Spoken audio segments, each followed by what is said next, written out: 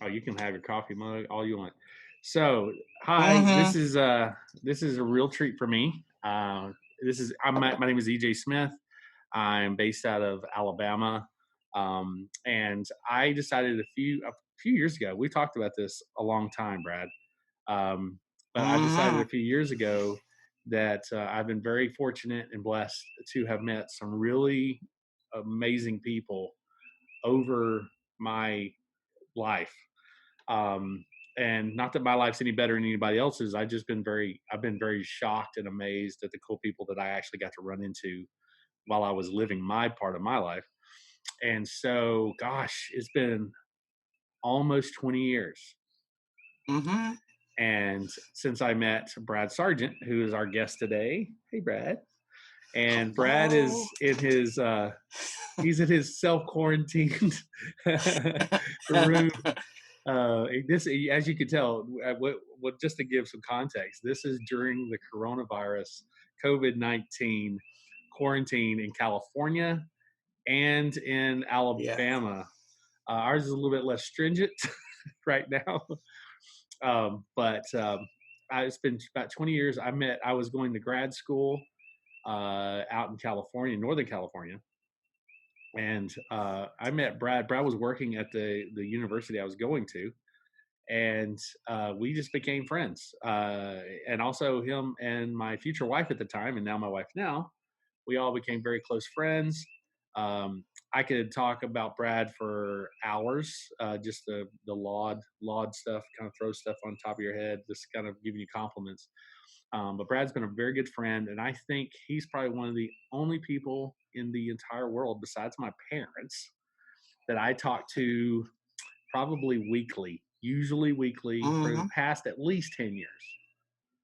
I would say 10 years, Yep. maybe more, Yep. but it's been like about 10 years, but we've known each other almost 20.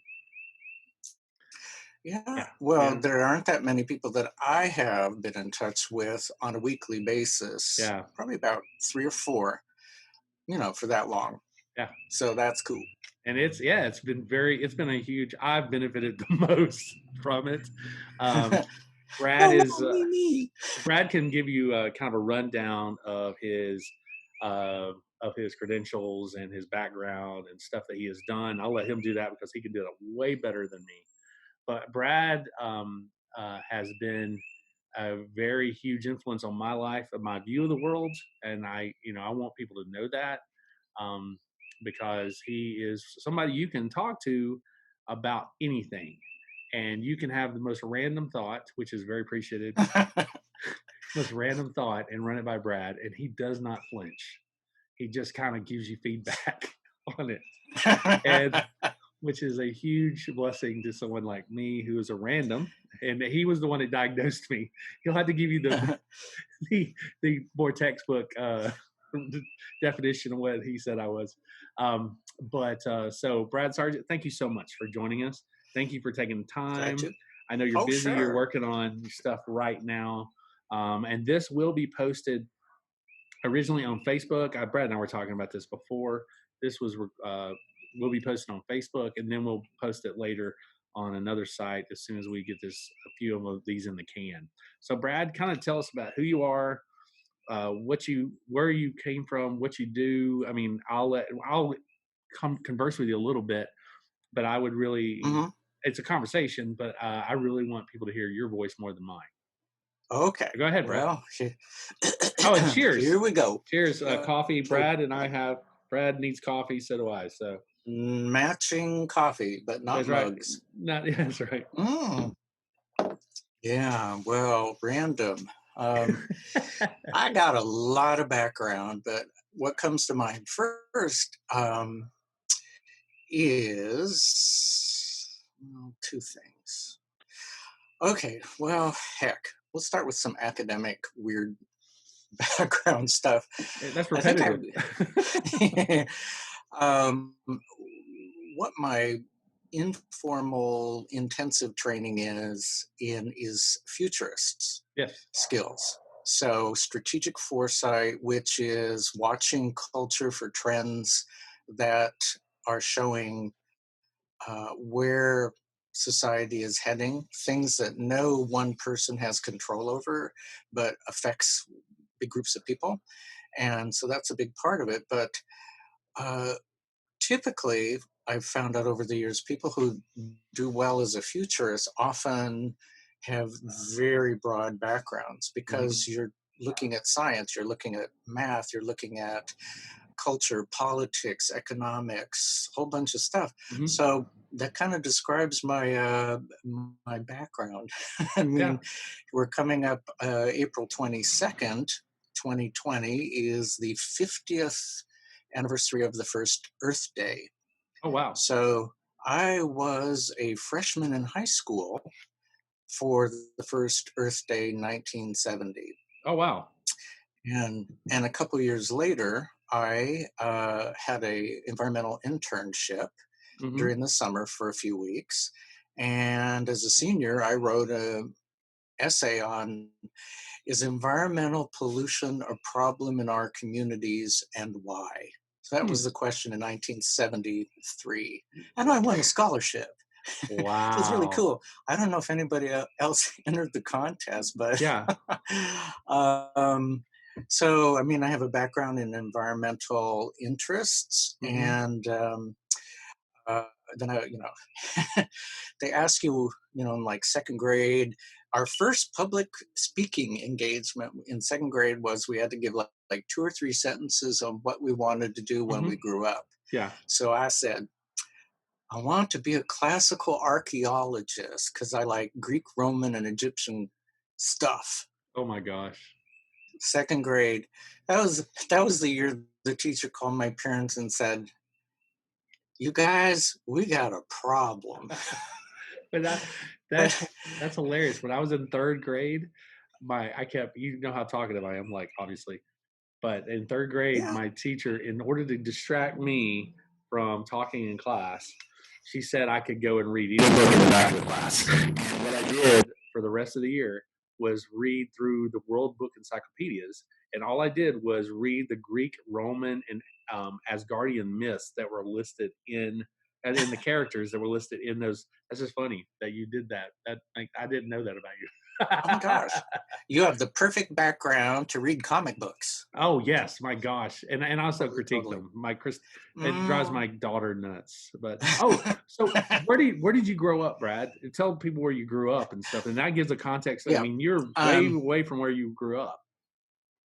yeah, yeah. So I grew up in Montana Oh, in an era when really the state was not even 100 years old. hmm, So it was unusual to find stuff that was older than 100 yes, because it was a pioneer state. That's where people went to. yeah, And that's another intriguing part of my background. It has nothing to do directly with academics, but hmm, completely shapes who you are. yes, Um, yes. the town where I grew up, I think it was founded in about 1910. Hmm. Um, Oh, wow. and everybody moved there from somewhere else, pretty much. And one of the things I've figured out over the years is that in a pioneer culture like that, it takes rugged individualism to want to go there in the first place. You have to have sort of an adventuresome spirit. Hmm. But that isn't what makes it sustainable. You cannot survive on the frontier unless you are in community Yes, and connected and you understand how interdependent you really are. yeah, So you have this sort of paradoxical thing where you've got people who are risk takers and yet who create a secure social environment with a safety net of just being good neighbors. yeah, So people there took care of each other. I yeah, mean, we had anything from snow on the 4th of July to yeah. Oh gosh. uh, below 50 below with no wind chill Fahrenheit in the winter. So, you had to kind of take care of each other, and neighbors really did. Um, anyway, so Yeah, that you absorb that by osmosis, and I think that affects how you are.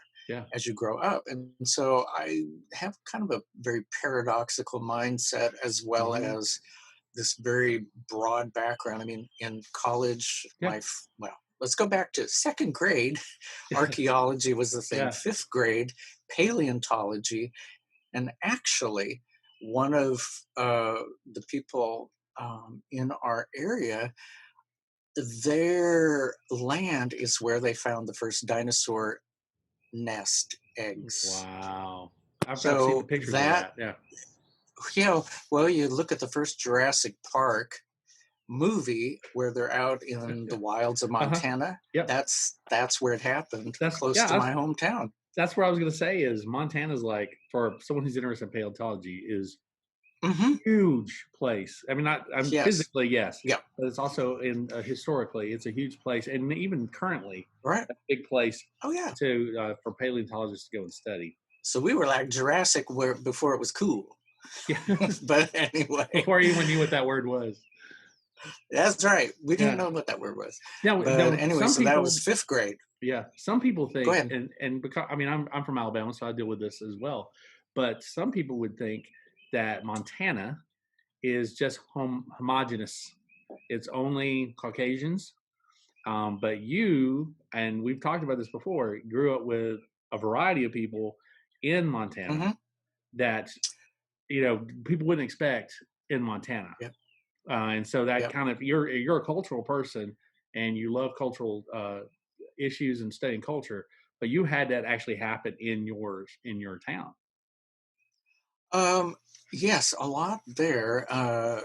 Most people were Caucasian, Yeah. but probably about 10% of the people were from native tribes Mm, background. And yeah. in fact, one of the tribes, the little shell of the Chippewa, Hmm. um, just got federal recognition Oh, wow. this year, That's a and long they have time. been waiting like 100 Yeah. years plus, since they applied for Hmm.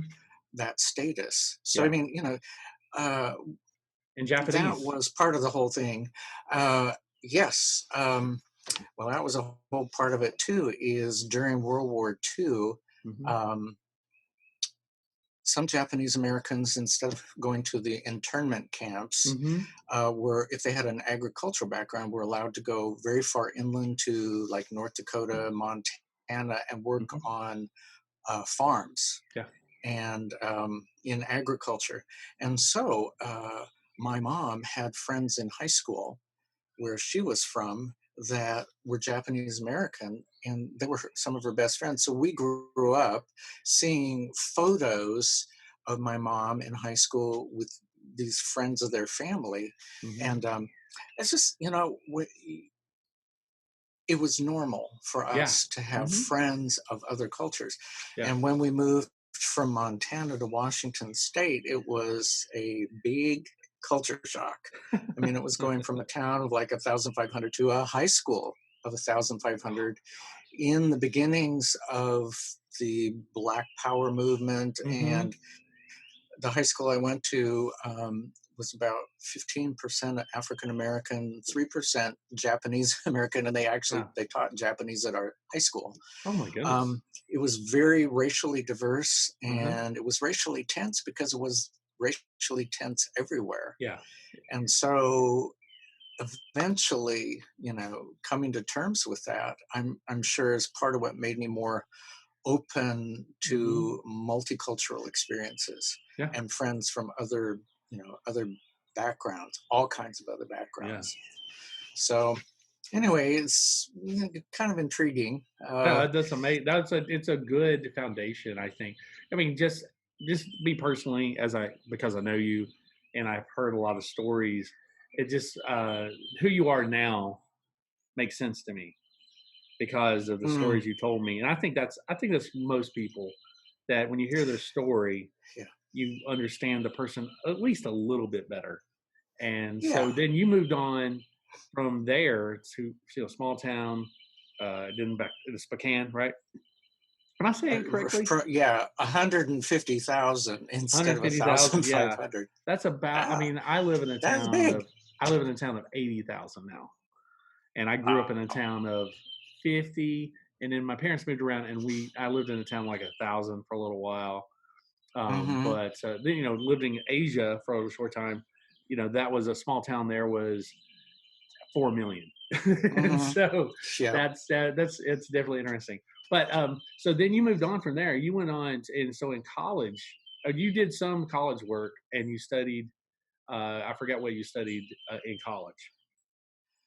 Okay. Can I back up one Oh other yeah, yeah. thing Back up, that's dude. Yeah, important for the whole sort of exactly. Yeah, totally. pre-college Yeah. stuff is the other thing I've figured out in more recent years is I think both of my parents and their families Hmm. have certain characteristics of what the Bible calls people of peace. Hmm.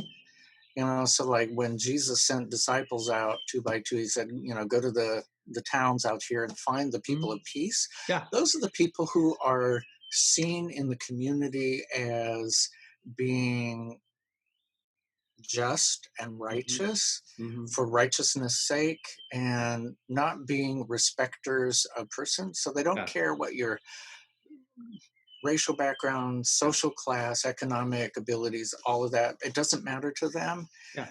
What matters is that you treat people with dignity and respect. Yeah. And so, I mean, I absorbed that. It wasn't even something that was Yeah.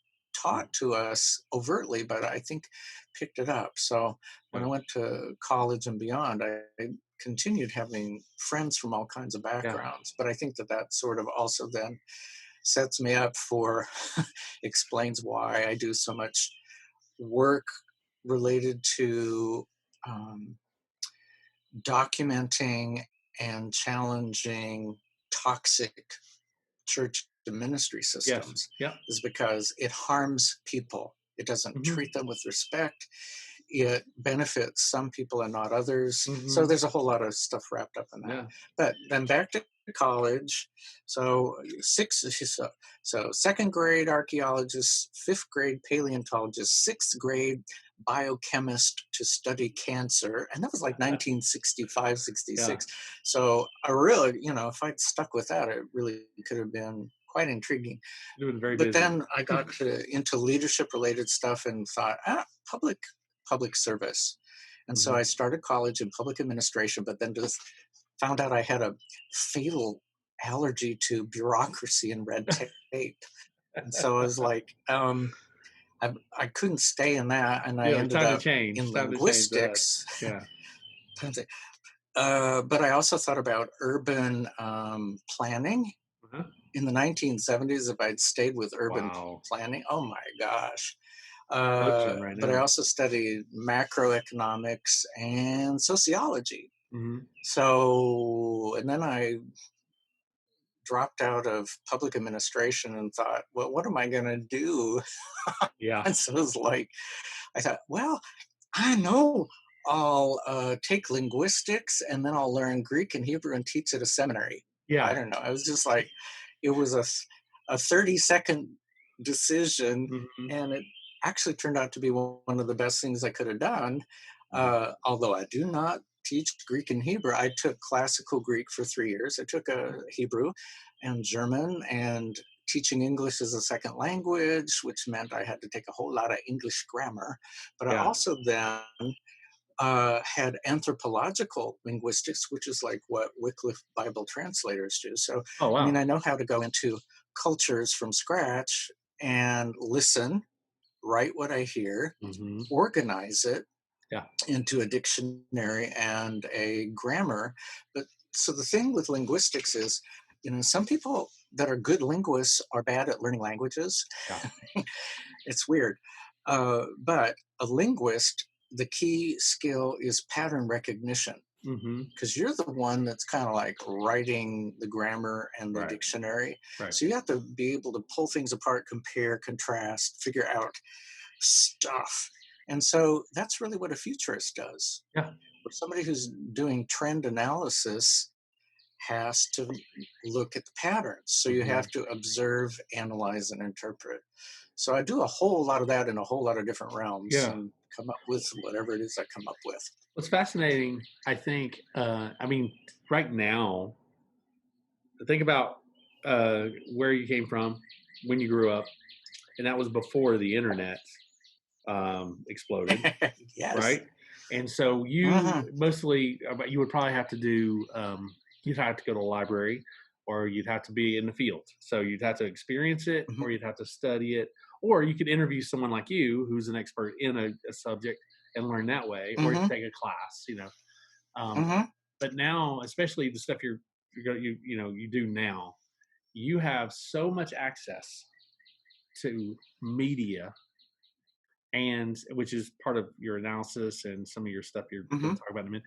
But and the internet, where it's just an open pipe. Some of it's crap, but there's a lot of really good academic information, and also relationships you can build online that you couldn't Hmm. have before Yep. with the internet. And so I just can't imagine, like, it's almost like you went, for you at least, the information was like, da, da, da, da, wow, just exploded.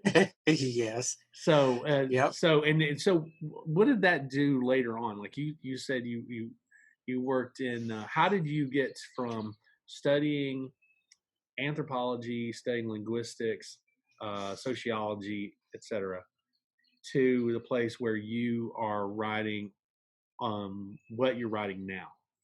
So, what was Hmm. the jump Yep. between the academic learning and learning pattern recognition and being a futurist, and then Yep. learning how to help victims? Yep. Victims of abuse. Well, Mhm. when you are a survivor, Mhm. something flips Yeah. for you in your motivation. Hmm. When I was 23 years old, I became a born again Christian the first year in college Hmm. and was at this super hyper fundamental expialidocious Hmm. church, um, which I'm not against Bible teaching and theology, but there was something really Yeah. off. And over a 3 year period, it just got more and more tense. Hmm. And the pastor eventually went elsewhere to plant a church. Hmm. And in the process of finding a new pastor, you know, one group wanted a balance of community and not just theology. It wasn't just Right. like, you lift up your head and pour in Yeah. Bible juice and everything is going to be sweet and keen. It isn't Bible how it juice. works, people. Bible juice right in get a there. get a That's Bible, right. blend it up, drink it. Just a genuine Moroccan leather. Yeah, Nice. yeah, yeah, no, no. So, but anyway, so and other people wanted more. They equated Christian maturity to amount of Bible and theological information you had, Yeah. which is basically a Gnostic point of view. Yeah. And so these competing views of what it meant to be a mature, growing Christian who Hmm. actually made a difference in the world, that clashed really bad. And so, Oh yeah, I can in the process imagine. of finding a pastor, it didn't work very well. Yeah. And so one group took over literally. They called this guy as pastor who'd been voted on and Hmm. wasn't selected as pastor. They Yeah. said, we've contacted Ed and he's agreed to become our pastor and he'll be here in like 3 weeks to accept, Deal with it. the calling and turn in your keys. And if you have tape recorders here to tape the messages, take them home and, you can bring them back after he gets here. Oh And what they wow. did was um, they changed the locks on the Ooh. church overnight. They put Ooh. up bars in the parking lot and chains across it so no one else other than them could use it. And the guy came and he accepted the pastorate and he stayed there as long as the money held out and then he left Mhm. a few years later. But meanwhile, they kicked out a bunch of people, and the church had already split into like two Sections. fragments and Mhm. eventually was split into four. And so I was kind of in the middle of all of Wow. that because it was like, this group won't even talk to me. This group kicked me out. This group now they are overreacting against all that and they want somebody as their pastor that they can control. And I could see the handwriting on the wall for that.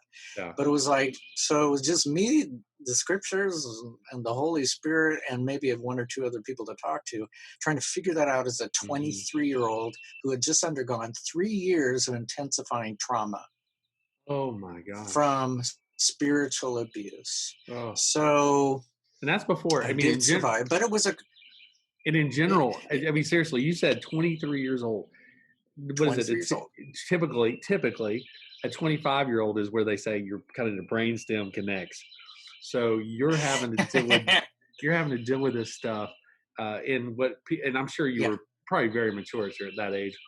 But in general, I'm yeah. imagining most 23-year-olds, I would have folded like a cheap suit under that kind of pressure. Well, that was the question. I mean, it really was the key question. Either Christianity is a crock Yeah. and I need to just acknowledge it and leave it, Mhm. or Jesus is really who he said he is, but Mhm. there's something really messed up about how we were taught Mhm. and or what we were taught. Yeah. And so they actually did teach a lot of true things. I mean, we got up to like 13 hours of Bible studies, exegetical, verse by verse, and some topical Bible study Yeah. kind of stuff Yeah. every week. Yeah. And I spent more time at that church in those classes than I did on campus in my Goodness. classes. So anyway, but it was either I had to figure out either Jesus is real and something was wrong Mhm. with what we were taught, or drop it. So I I went back to the basic thing was when I became a born again Christian at about age 19, freshman year in college. It was like, nope, that was the commitment. I'm sticking with Jesus because he's sticking with me. Mm. But it was another 15 years almost before any Christian books on recovery from spiritual abuse Yeah. were even published. The Yeah. first one was published in about 1991. So Yeah. literally, I was there with nothing. And 19 this was all 1975 to Mhm. 1978 Wow. was when that happened. Now you mentioned the phrase, and you've actually given an example of spiritual abuse. But can you define Hmm. it just for people who haven't had a lot of conversations Mm. with you or haven't read your stuff? We'll give at the end we'll give resources and everything. But can you kind of define what spiritual abuse Sure. is and kind of how it fits into maybe how it fits into abuse and in the world right now? And because we're dealing with a lot of that, there's a lot of stuff in the news. You can talk about that as well. Yeah. Um, and you've had some hand in some of that, but also just kind of define it for people because I don't think everybody Hmm. understands it. That word might be thrown around and not, like other words are just thrown around. You're not throwing it around, but can you define that for people who are Sure. listening? The way I would describe it is abuse in general can be, it's some form of manipulation. Mhm. That's the core of it. In other words, control. Now, it can be controlled by an individual or controlled by an institution Mhm. or both. But it is some way of manipulating people that actually does harm to them while it benefits someone else. So basically, if you look at organic ecological stuff, abusers are parasites. Wow. They get in your system, in your relationship, Mhm. they worm their way in, and then they suck you dry. In fact, Yeah. one of the better books on abuse in general is called Emotional Vampires: Hmm. How to Deal with People Who Suck You Dry. Who wrote that book? Uh, uh, Last name Bernstein. Okay. No, the I've reason got I'm it I'm on gonna my blog. yeah. Yeah. Cool. And yeah, I'm And, gonna at the and end he of this, also, yeah, I'll post some of the resources you mentioned so yeah. people can reach out to So you. it's in a second revised edition, Okay, wow. Emotional Vampires. And then he also wrote one called Emotional Vampires at Work. Oh. So the first one is more geared to the relational, personal, Yeah, individual ways that they manipulate and tactics that different kinds of abusive people use. yeah, And then the other one is how it works out at work or other kinds of institutions. yeah, And so I was like a serial survivor. I mean, yeah. um, Goodness. people who are abusive know who to pick Yeah, they can sniff them as out. victims. Yeah. And so it's not blaming the victim, but it's saying, is what is it in us that makes us susceptible? Hmm. And often it's the fact that we have empathy, Yeah. But which this is shocking because that's a good that's a character good quality characteristic. to have, So you're but seeing it's what in they leverage to do bad things. mhm. So you're seeing in the news, like in the past couple of years, we've talked about this a little bit about the, like Hmm. the Me Too movement and Hmm. the abuses, not just in the Catholic Church, but all across the spectrum of Hmm. churches. I don't ever, you know me, I would never. It angers me when people just blame only, oh, the Catholic Church, blah blah blah, and you're sitting there going, no, that's not the only place abuse happens. Abuse happens in That's lots of right. organizations, and Yep. there's a large spotlight right now on abuse and listening to victims. Now, in some ways in the news, it's kind of teetered off. But in reality, the spotlight has been more on victims. Has that been positive, or uh, has that kind of not negative? Is that kind of blunted blunted the term abuse? You know what I mean? Um, Just because there's so much information about it in the media.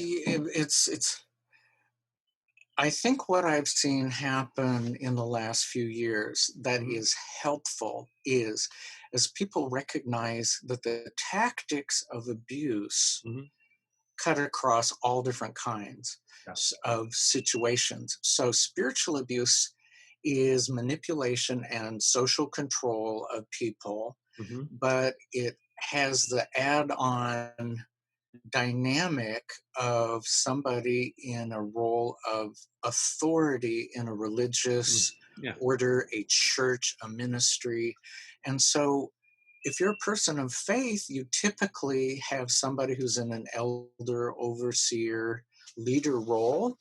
But when they want you to put your conscience and your discernment on the shelf and obey them unconditionally and submit, there is something off there. And Yeah. that's in the extreme and in the espresso version, Yeah. that's what it looks like. Yeah. So there's also emotional abuse that messes with people's brains. Hmm. There's disinformation where you're feeding bits and pieces of truth and a lot of lies to and propaganda. So you're working on their mind. You're forcing people or cajoling or co-opting them to not use their own volition and will. Yeah. You are physically harming them. Yeah. So there's all these different forms of abuse, but if you look at what's underneath it, which all these movements seem to be doing better now, Yeah. it's the issue of control and manipulation Wow. that harms the person Hmm. or the groups involved and benefits a small number of other people. Well. So with Me Too, that's really kind of come to the foreground a lot more. Before that, there were a lot of movements. I mean, there have been social movements for Hmm. 45, almost 50 years, Yeah. really, to deal with forms of abuse and violence. And Yeah. my sister happened to be a pioneer in one of those areas. She worked with survivors of domestic violence Oh, wow. starting in about 1975. And historically, that era was the beginning of like the feminist movement and Hmm. women's centers. And there was no unanimity about from the women's centers back then about what to do about domestic violence. Yeah. If you started serving people in that area, would it detract from the other things you were trying Yeah. to do? I mean, it was. It's not saying that anybody was bad. It was just like it was such a huge issue and Yeah. emerging. Yeah. So now we see that the commonalities in abuse are helpful. Yeah. Um, so You can kind of see a Venn does that diagram. answer your Yeah, yeah, question? yeah, yeah. I kind of see a Yeah, Venn it is. It's diagram a of Venn where they all diagram. kind of meet. Yeah, because I mean they all Yep. have their own. They have their own things, and just personally, like you and I have talked a lot about work, different companies, personal things, nonprofits that we've worked at. So Hmm. besides the Me Too movement, and I want to move kind of into the spiritual abuse section. Yes. What, and you can give like two or three examples that you feel comfortable doing, talking about like right now, and this is 2020. It is April 8th, right? April 8th, 2020. Hmm. Right now, over the past year or two, what would you say are like two or three examples of like the biggest kind of earthquakes for spiritual abuse that Hmm. you've seen? Okay, I need to back up a Oh, little go bit ahead. to give a framework for Totally it fine. Totally and fine. say, so my example from my own personal life from the 1970s, that's one.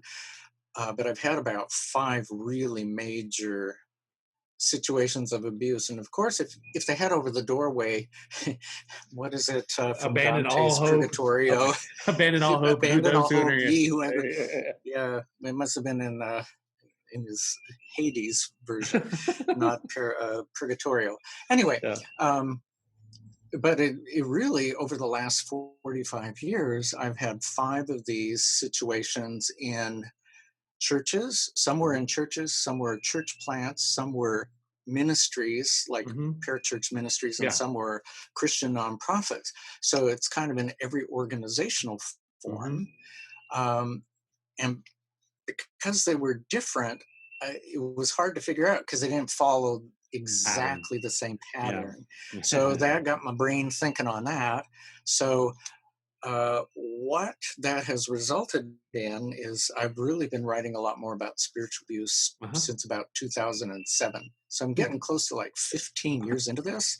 And one of the things I've done a lot with is develop case studies. So Uh-huh. you track the documentation. What were the allegations? What were the facts? What were the systems involved and what happened over time, et cetera. So recently, I was reading the book by Chuck DeGroat called When Narcissism Comes to Church. Yeah. Chuck DeGroat. And the subtitle is Healing Emotional and Spiritual Abuse in Your Community. Yeah. And I'll probably post that down here Mm-hmm. somewhere on the Okay. screen. Mm-hmm. So one of the things that he said in like about chapter 2 about Uh-huh. narcissism in churches is that his experience as a consultant to churches with problems and as a licensed therapist is that spiritual abuse happens across the board. Yeah. And so I backed that up and said, as a research writer, here are my findings in my framework that I'm using. So there were four parts to it.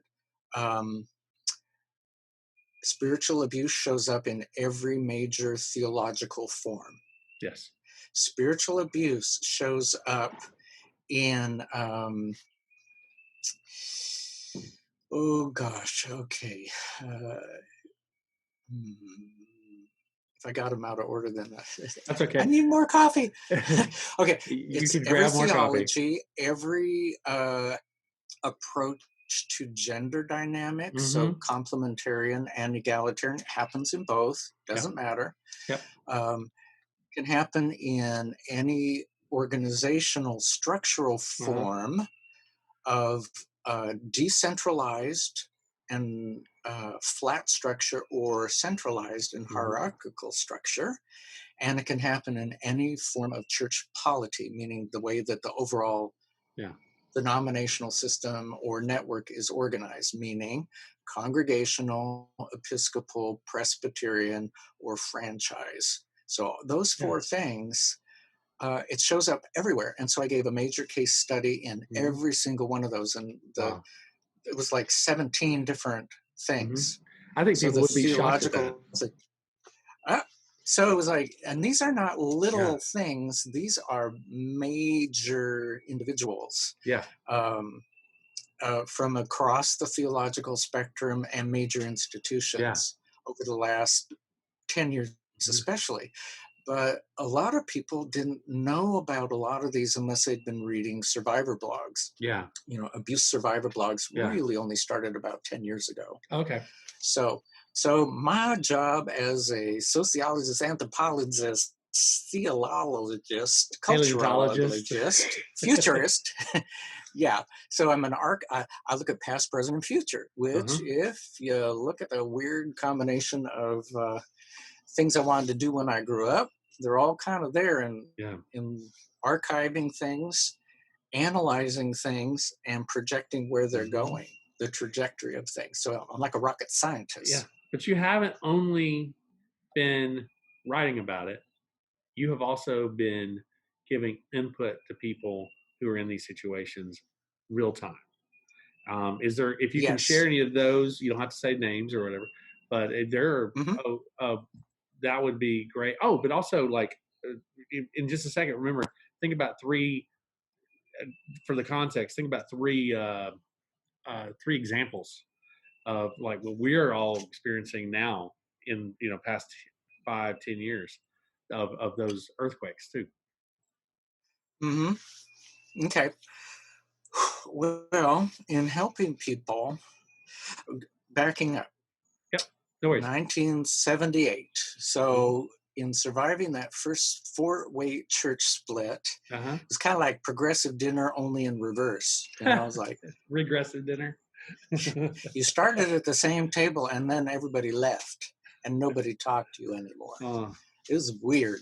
oh So, but gosh. it was very traumatic. And one of the things that came out of that I have found to be very common Mhm. among survivors is you really don't want to see happen to other people what happened to you.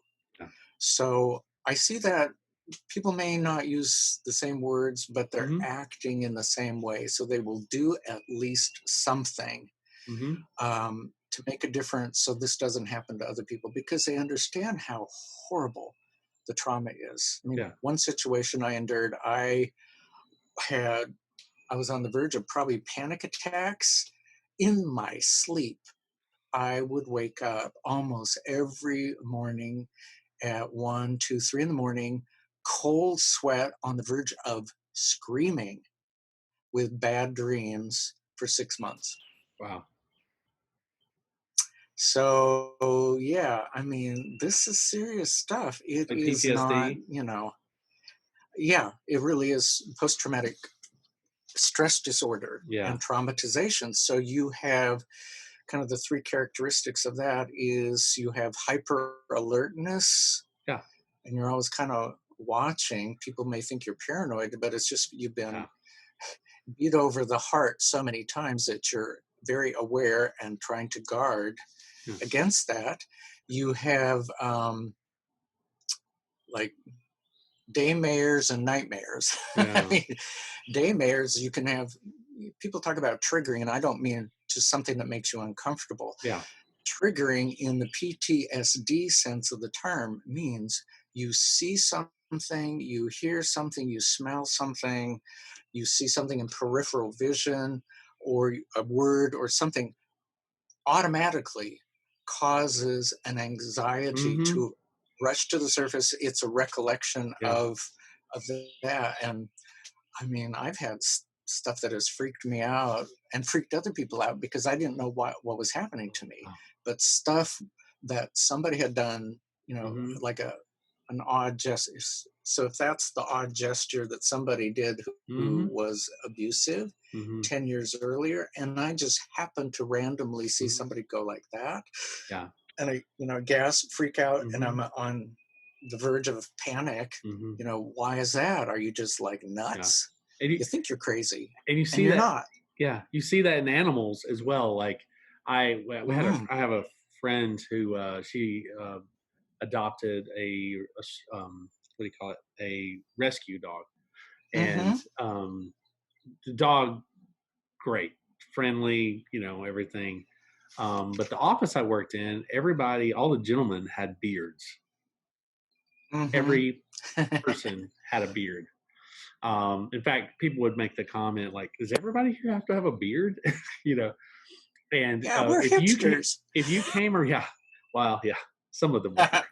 If you came around the corner and that dog was by itself and you were standing there and you had a beard, Mm. it took us a while to figure this out. So it would Uh, start. I mean, yes. it had been shaking hands with you and talking to you, licking your hand, a few minutes before. But if it was by Yep. itself and it startled it and it saw your face, it seems like having a beard, and I it Yep. would set it off, and Yep. then it would almost attack, and then talking about you were talking about smells. So what is it? What's the Yep. percentage of like smell? Like it's like high for triggering people. There are, Memories. yeah, there Absolutely. triggers me. I have smells to this day of people that I loved or that I've loved in the past or I cared about, and also people I did not care for at all.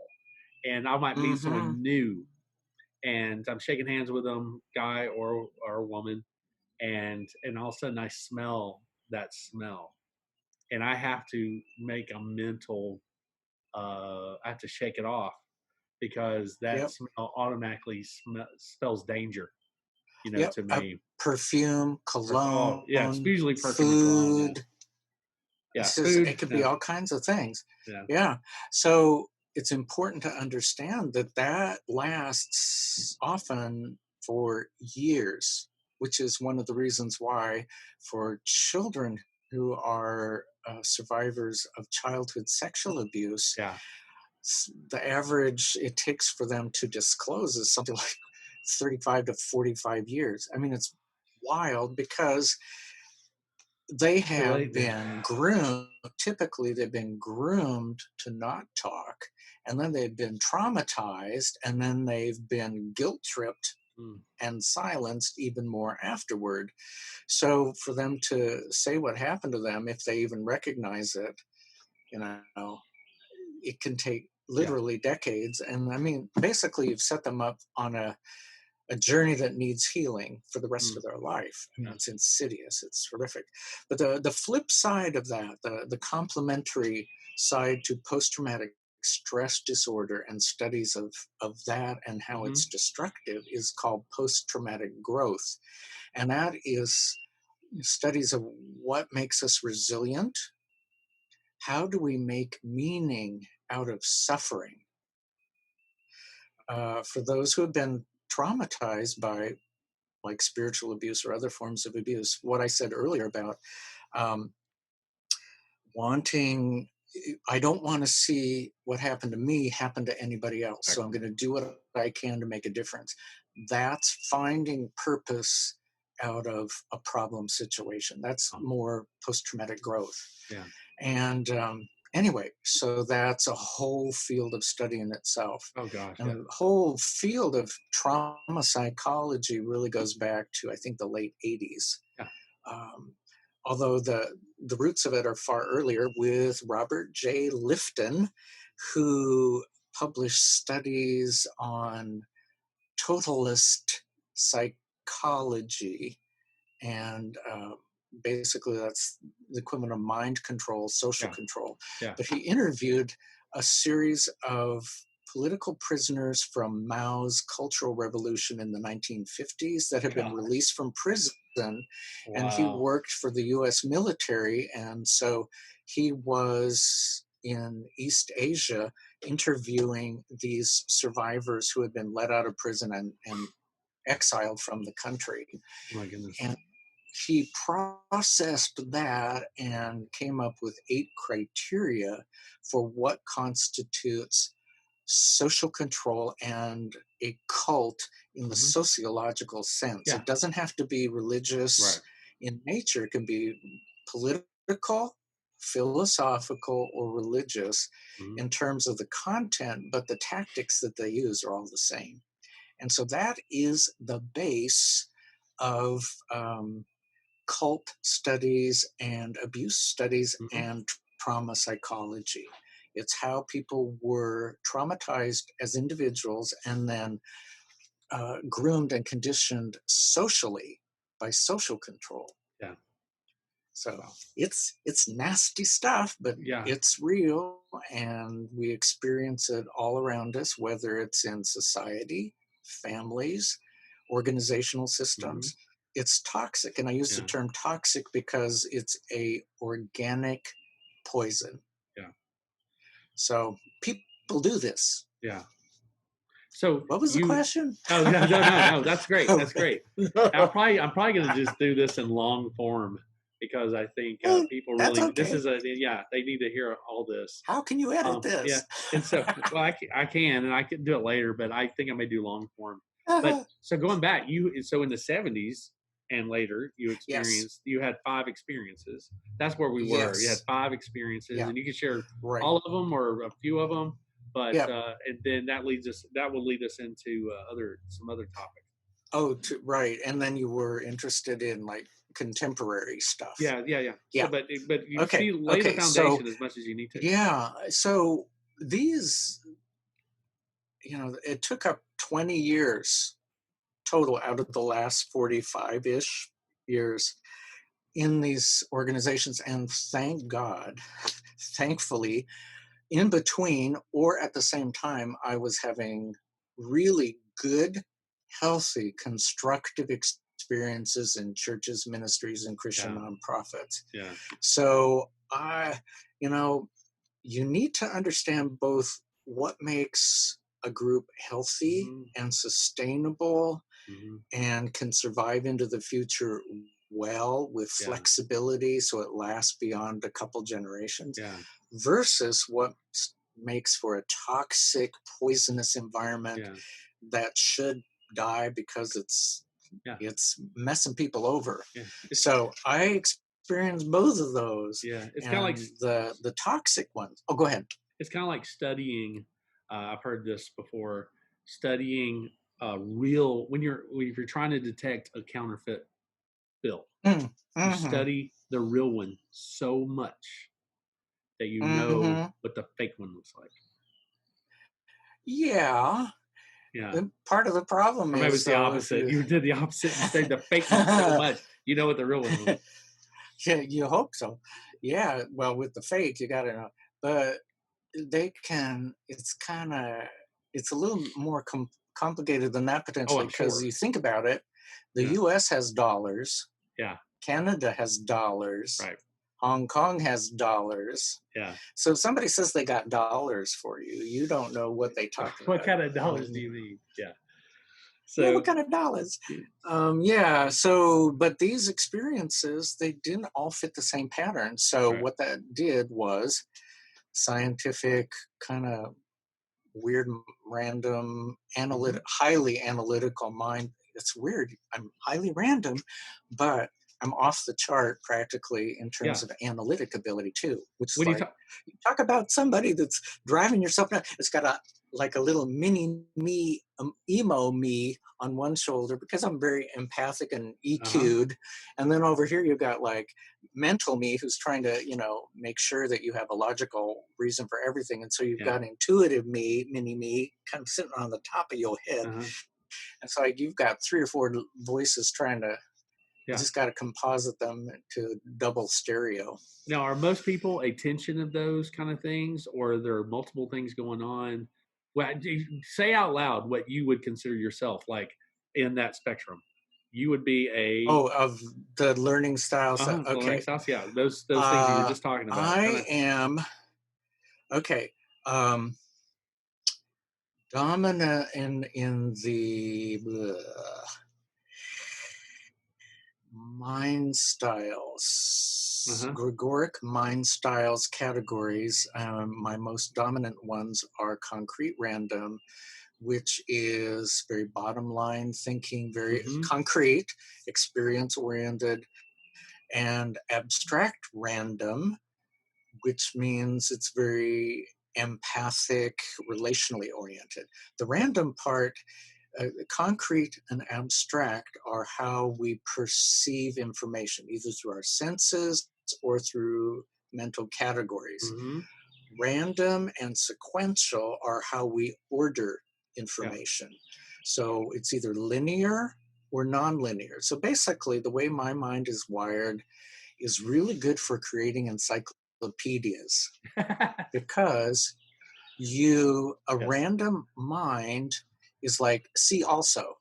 Yeah. It jumps all over the place. So if you had something about like I could write a theological dictionary about justice, see also mercy, and then you go It's to like, mercy and it would say see also grace, go to grace and it would say see also justice or something like you're that. basically hyperlinked. You're a hyperlink in That your is brain. that Just is click on it, so go to that. yeah. So I'm my brain was hyperlinked before there was internet. Yes. And I the just want other to do. half of it, Yeah. Oh, go ahead. Finish that. Finish that. I'll yeah. ask you. So the other half of it that is significant is in terms of Wittgen's cognitive style, which is also called cognitive orientation. And the Yes. two orientations are analytic Yeah. or global.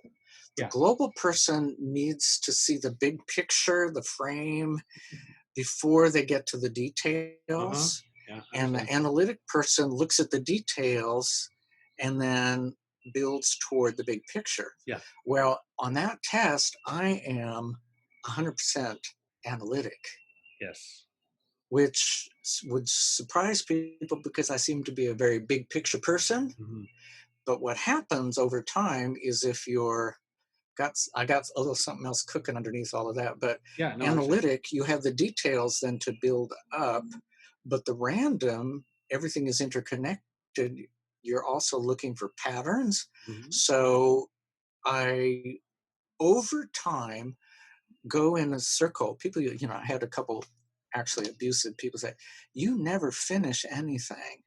And it's like, Yeah. no, what's actually happening is I just studied economics for 3 years and I'll come back to it in about 15 and go through another, not a circle, but a Yeah. cycle, go Yeah. deeper.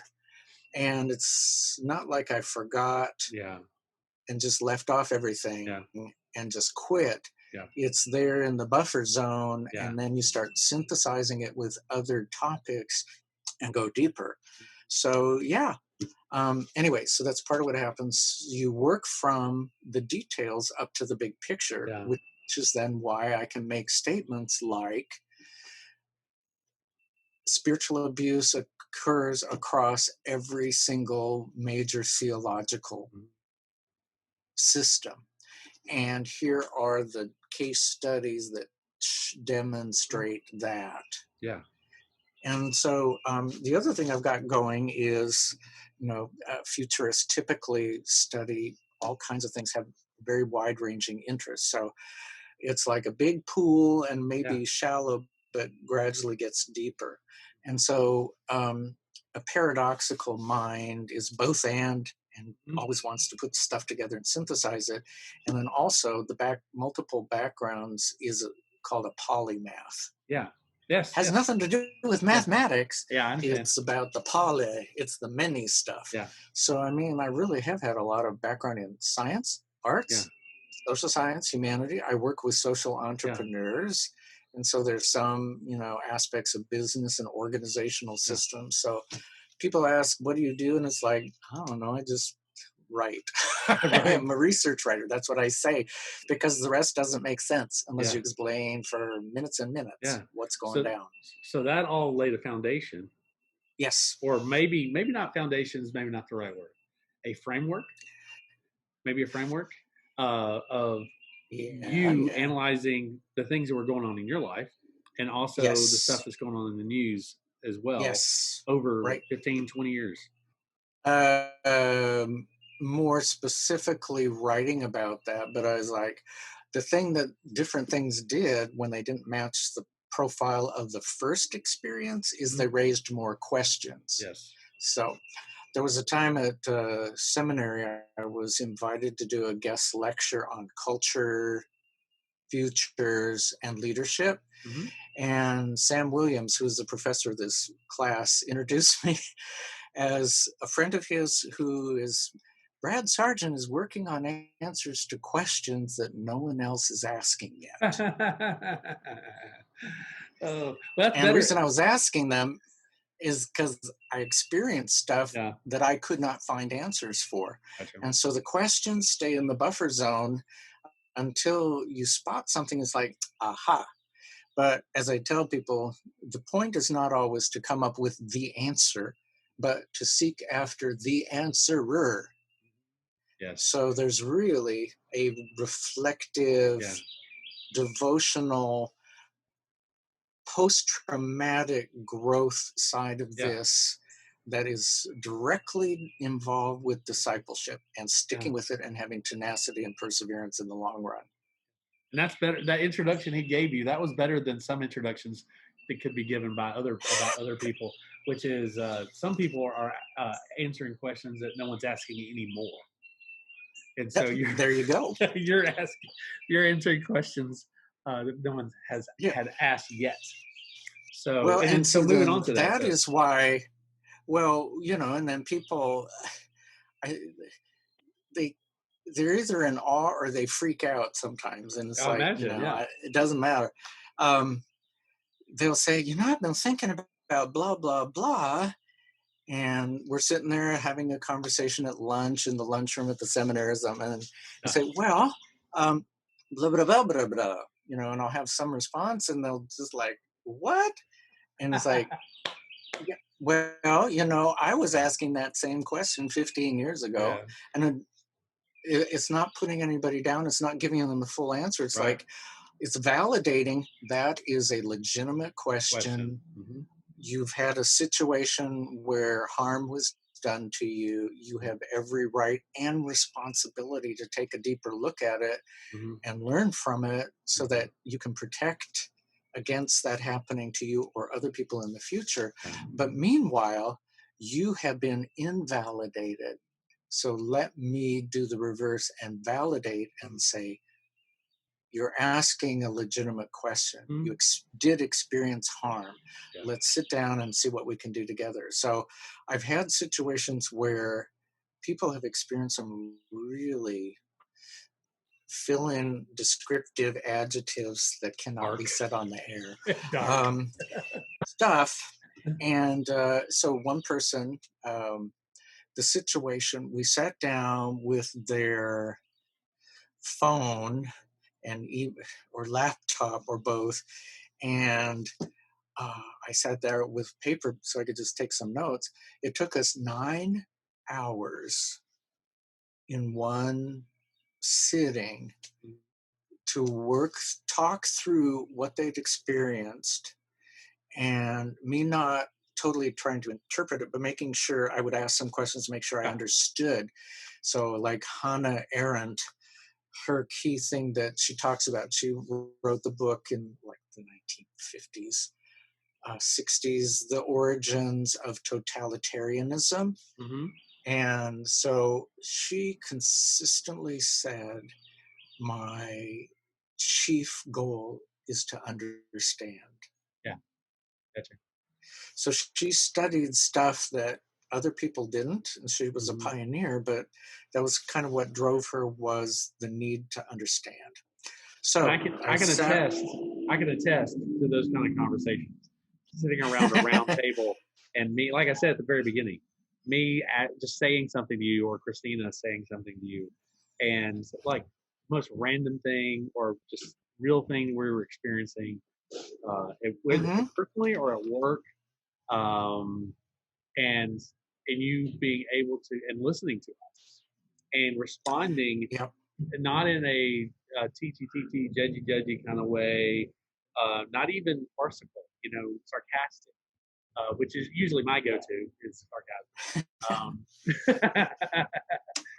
So I can attest for those kind Cut of that out. yeah, I could attest for those kind of conversations. And I apologize. Yep. I'm collecting trash right now near my home, so if you hear that in the background, I do apologize. But Well, you talk yeah. about those, you respond to those, and listen to try to understand Yes. what, and And that not even only if I have, oh, go ahead. when Yeah. that goes into what you You're writing and everything So down too. even if I didn't have anything that was a parallel, which is typically what I'd be looking for in my own life first, or from things I'd studied and have some kind of framework, I would at least listen. Listening is absolutely key, and being curious to understand more and to still validate. Just because I haven't had something similar happen to me doesn't mean it didn't happen to you. Right. It's like, so anyway, that was amazing. And that particular, but that we sat there with notes and talked through stuff.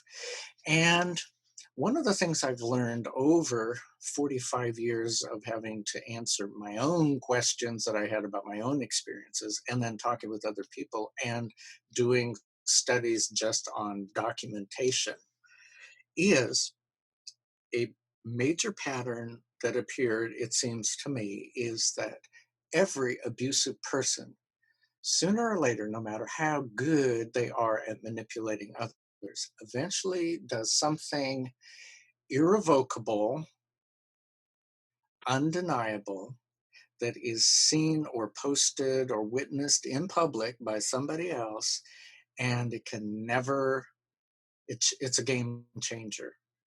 It can never be erased. It can never be unsaid. It can never be undone.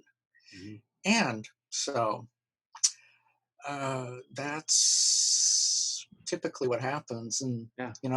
then from that point on, if that becomes known, then people have to make a choice of whether to keep supporting that Yeah. person, in which case they're continuing to enable them Yeah. to harm others. Yeah.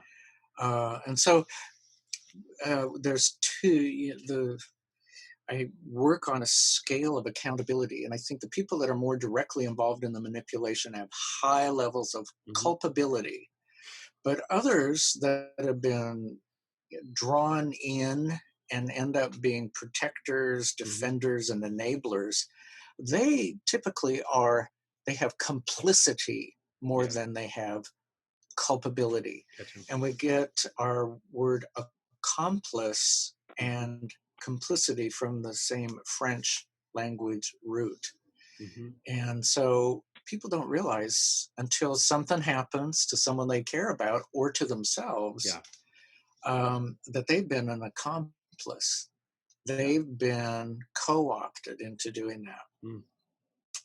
So So like, you what? try and look at the whole system to Uh-huh. say, not everybody has the same level of responsibility for Yeah. abuse that happens, um, but you got to figure out what to do if you have Mhm. been an accomplice. Yeah. And it's like I got used. I Yeah. mean, like I said, manipulators know who to target for Yeah. specific things, and I got drawn into a couple of schemes Yeah. over the years where it enabled somebody else, but they took advantage of an open, no Empathetic. respecter of persons kind of the things that are good character Mhm. qualities. They flipped the script and Mhm. made it into something that ended up damaging other Yeah. people and myself. Yeah. So you were talking about the public. Sometimes these abusers they do things in public that can never be unseen, unsaid, undone. Yep. Have you seen examples of that in the past few years that made the news? Yeah. Yeah. sometimes you sometimes you really have to track it for a long period of time to Yeah. know that was the thing that they did that Yes. became public. Yeah. To follow the So thread something backwards. like an email goes public, or text that they Hmm. had groomed somebody to keep it private, Yeah. but you know once it's in the phone or once it's in your email system, Yeah. it ain't it's Yeah. there, it is, Yeah. and it's evidence. you Yes. know they may want it destroyed, but it actually, in cases of criminal Yeah. or uh, civil action, it's evidence. It's in the So ether. It's out some in of the that ether and going. becomes Yeah. known. So I mean, in the case studies, these are now public. They Mhm. cannot be changed. Yeah. So, you know, so let's start with fundamentalist Bill Gothard. Mhm. It took Recovering Grace is a website with women's stories who their narratives of their experiences with Bill Gothard and in the Institute for Basic Life Principles, Mhm. and how they were groomed and sexually Mm. harassed or abused Mm. in various ways. And it took about, I think, 3 years for them to gather about 60 personal testimonies. Testimonies are evidence. Mhm. Wow. Oh, it took And 3 years. it took 3 years gradually to build this Mhm. website that has documentation through personal testimonies. It also analyzes the theological stuff and how Mhm. it was used to groom people Mhm. to submit unconditionally to men in Mhm. general or to Yeah. leaders in specific. Yeah. And so that's one whole thing. And then Is that he's like in his 80s now. He's been doing this, he had done this for mm, decades. is that recoveringgrace.com, or is it open I to the don't know. public? Yes, it's a Okay. public website. Okay. I'll post that. So yep.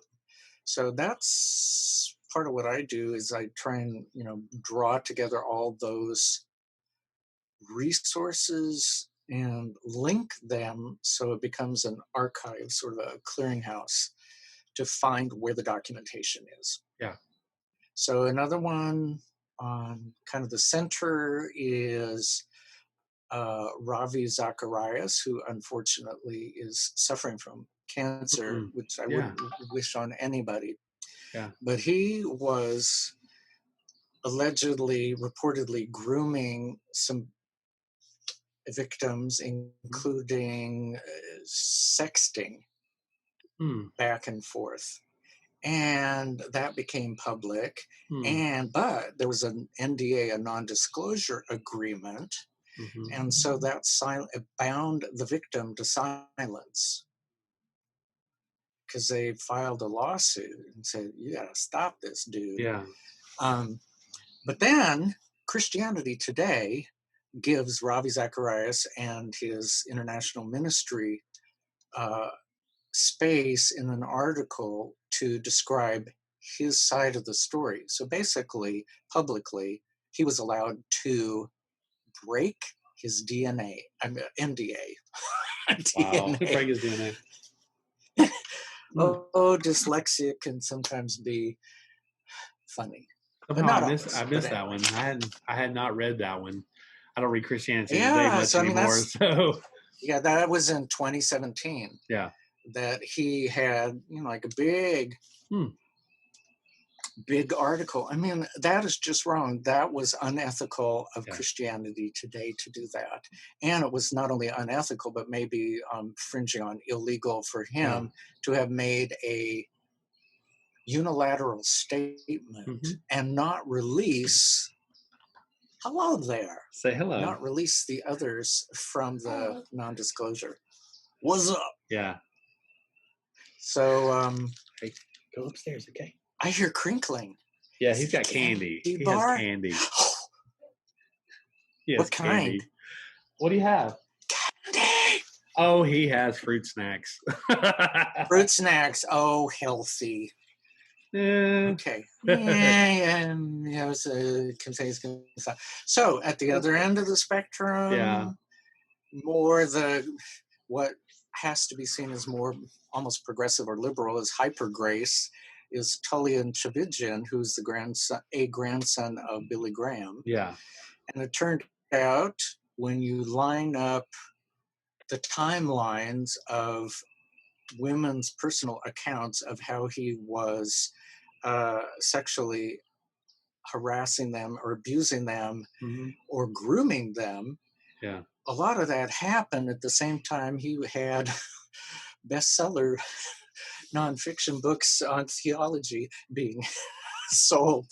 Yeah. So now those have been removed Mhm. by that Republican. David C. Cook.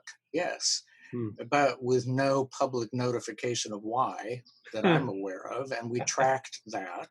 Yeah. But he gets out of it by saying, it's sort of weird. It's like a worm theology, we're all sinners. It's like sin leveling, but I'm forgiven. And so, as if that is automatic restoration, and yet the women that it's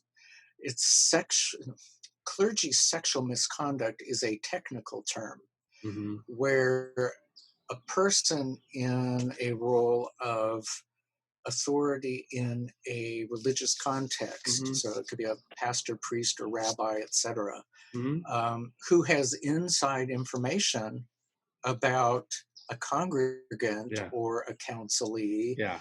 um, uses that for seduction. Yeah. And it is never an affair, it is seduction, Okay. because they've used a power dynamic difference to draw somebody in. Yeah. Wow. So it's it's unethical to really call that an affair, because Yeah. it's not a consensual, Yeah.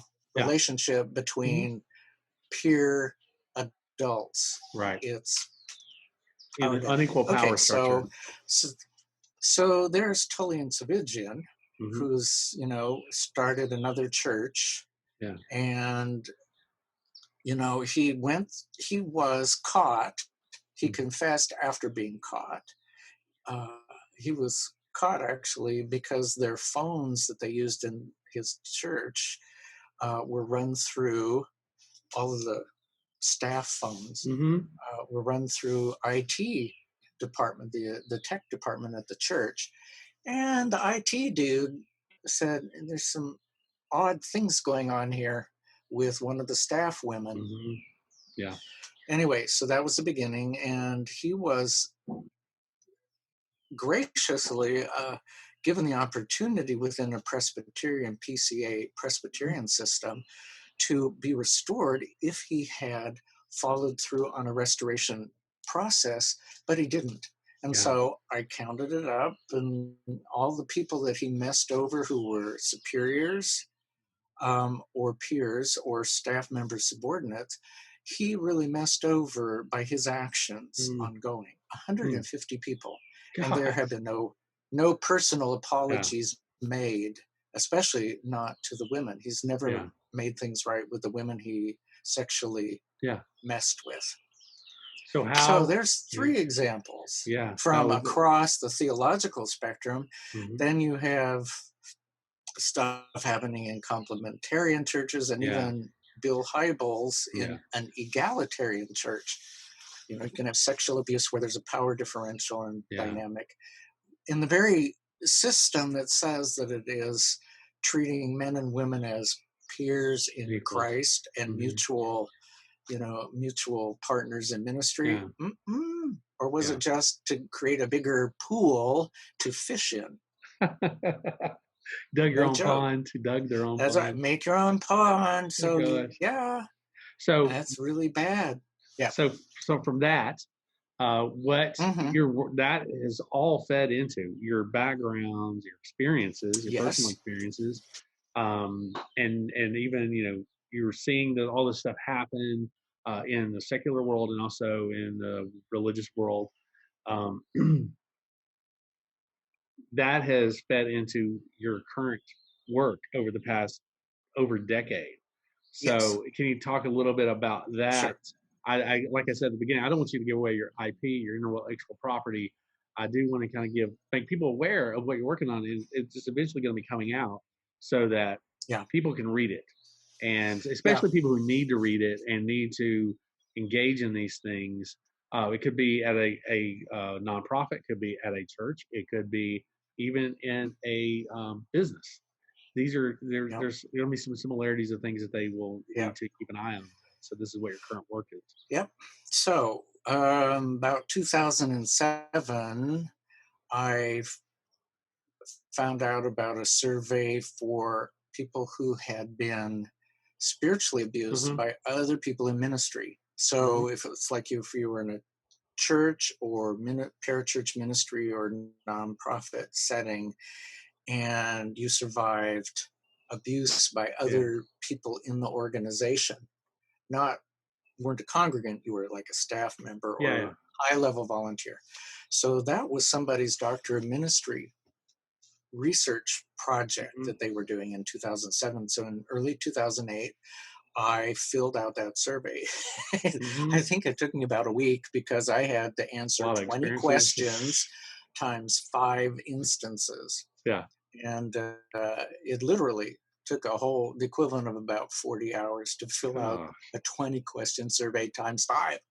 But that really set me on a path of, I process through writing and Mhm. sometimes through talking. So, I started writing a lot more about my experiences, what I had learned from it. And so that was about 2008. And that Yeah. led to eventually figuring out, I think I need to write curriculums. Like, oh, Mhm. yeah. Yeah. But here's what I'd seen. The other half of my background, another part is I started working with nonprofit organizations in 1972 as a Mhm. junior in high school. I Wow. mean, that was not a requirement No.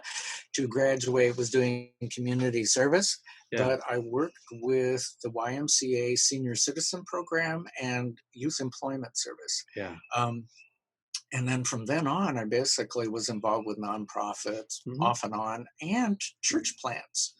I ended up in 1995 working with on the team that was just helping out with the church plant. And my role was to help write promotional materials, brochures, descriptions for websites, stuff like that.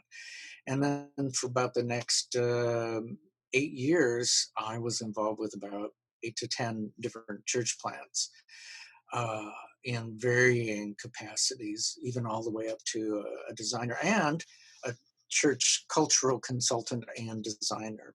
I also was trained to be a church planter candidate assessor. So, and I did that and especially focused on helping people understand from the way that they constructed their sermons what kinds of situations, what kinds of people would have trouble understanding them or relating with that, and what kind of culture would best fit somebody that preached like you do or organized their thinking like you do. So, what I ended up with, I came to a conclusion, again, back to the big picture. Church planters, social entrepreneurs, cultural change agents are so excited to get rolling on their project, on their plant, on whatever, that they just want to get going and they get a bunch of people together and they're supposed to be visionaries who can convince other people to get on board. And unless they realize that they are at a most vulnerable point, that the entire thing can be hijacked from ground zero Yeah. by somebody who's there with an intent to benefit themselves and not Mhm. everybody else. Yeah. And I've seen that happen. So These what I decided parasites.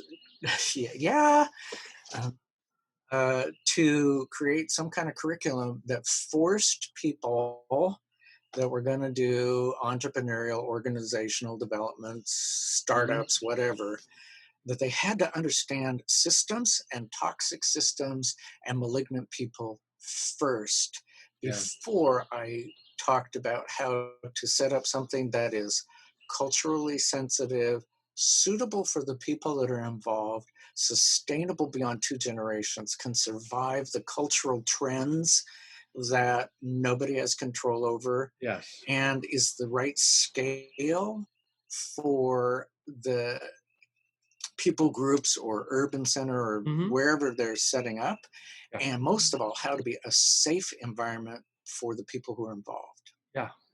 So Wow. the 6S characteristics, and most of the first drafts of probably 2/3 of this whole curriculum, the first drafts are already online. Yeah. So it's like, that's your free Yeah. sampler, but that's been my processing. And then what I've done in the curriculum is I've added mostly movies Mhm. to illustrate all the key concept frameworks. Yeah. And that's important because people think that, some people, they think they've got it because they've read the Yeah, concepts. yeah, And no, if you're going to work with a team, which you better be in any of these kinds of things, you exactly. really have to realize you've got a range of people's learning styles and interests Mhm, and backgrounds and what motivates them or what information they uh-huh, next need to make a final decision on something. mhm, There's all those kinds of things to consider. So I'm making this a multiple media kind of a thing with case yeah. studies that go with everything else. Just make two mention of two things.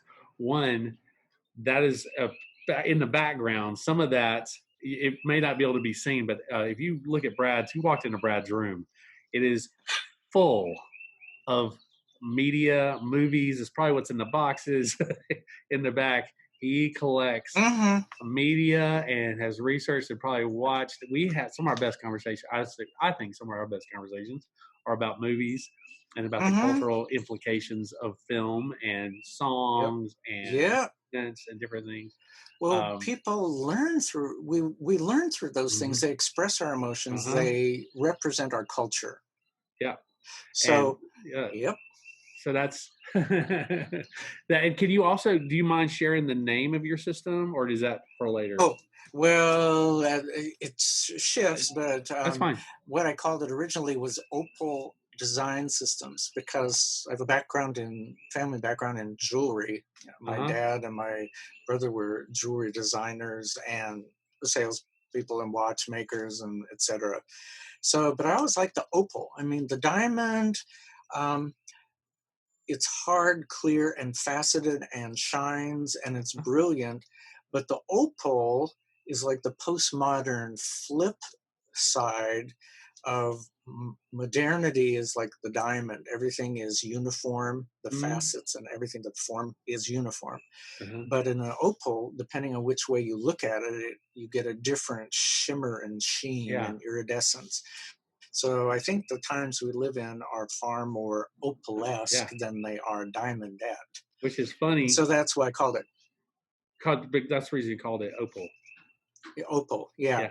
But What? the curriculum system is actually futurist guides, Mm, futurist guys, field guides. yeah. And a field guide, growing up in Montana, man, we had a field guide for snakes because you didn't want to get messed up by a snake. No, And we no. had field guides for mammals and Yeah, woolly creatures, some of them very yeah, nice, like squirrels and chipmunks, yeah. but you just didn't want to mess with wolverines. No. So, field guides showed you what the thing was. They illustrated it and gave Yeah, a short description of its characteristics. So that's what I'm doing yeah. in this is taking all the key concepts related to healthy versus sick Mm, systems and trying to give you a field guide perspective. awesome. Illustrations, meaning in words and also Hmm. with art images and Yeah. charts and bullet point lists and reflection questions. Those of us who are introverts can just sit there and reflect. And Yeah. Think then about it. those of us who are extroverts and need to process in a group, you can use those for Yeah. teamwork exercises, and media because Team you building need to exercise. see it. If you cannot see it happening in the safe environment of watching a movie and Yeah. see the concepts in action, what makes you think you're Yeah. ever going to see it when it's right in front of you with the people that you work with And I who are think trying to co-opt your yeah. system? I think so. Before we were rudely interrupted by everybody being on Zoom right now because of coronavirus. Again, this is COVID Thank you, 19 Zoom. quarantine edition of people I met along the way. This is EJ again, Yeah. and this is my friend Brad Sargent. Great close friend Brad Sargent. I want him to kind of tell you a little bit about his system that they're going to be wrapping. He's not wrapping up. That he is going to be releasing, kind of when that's going to happen, et cetera, et cetera. Yeah. The futurist guys, field guides. It's ended up 4 volumes in a curriculum, and the first two hopefully will be out late this year. Um, don't know for sure when because they're with the template is being designed right now, and everybody's slowed down by the coronavirus. But anyway, so that's the plan. And the first 2 volumes go step by step through build the concepts for understanding what a toxic system and malignant people are about, how to identify them and deal with them. Excellent. The second 2 volumes are about paradigms, paradigm shifts, what causes conflict from culture and learning style perspectives in a team environment or an organization, and how to set up a collaborative, healthy, safe, and sustainable enterprise. Yes. So typically the people involved with church planting and social change want to jump right into the last 2 volumes and skip over the other stuff, and then they go down the drain and wonder what happened, and it's because they didn't know that there were people that were going to hijack it. Yeah, no. Anyway, so that's the scoop on that. Cool. Well, Brad, I appreciate everything you have done. I appreciate you being a friend, and thank you for taking the time to talk to me today, even with all the chaos going on in the world and also in my house. So thank you. It's a fractal, man. It's everywhere. Yes. Well, thank you so much. Well, thank you. We will revisit again, and I will post this soon. Hey, can you give a shout out to what your websites are that people can go and find out more information about you? The main website is futuristguy.wordpress.com. And it's got links to everything else I do. So it's like you, it's hyperlinked. So boy, I have right now I have about 18 to 20 blogs. Of course you do. Of course I do. Yes. And they're all described there and linked. All right. Oh, excellent. Thank you so much. And we'll talk again soon. And hey, cheers. Have a great, I hope you have a very good quarantine. Thank you, and more coffee to you. Hey.